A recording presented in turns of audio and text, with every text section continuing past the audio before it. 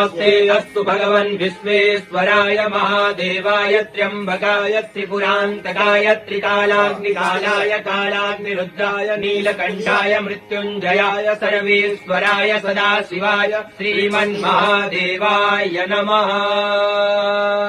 ॐ नमस्ते अस्तु भगवन् विश्वेश्वराय महादेवाय त्र्यम्बकाय त्रिपुरान्तकाय त्रिकालाग्निकालाय कालाग्निरुद्राय नीलकण्ठाय मृत्युञ्जयाय सर्वेश्वराय सदाशिवाय श्रीमन्महादेवाय नमः।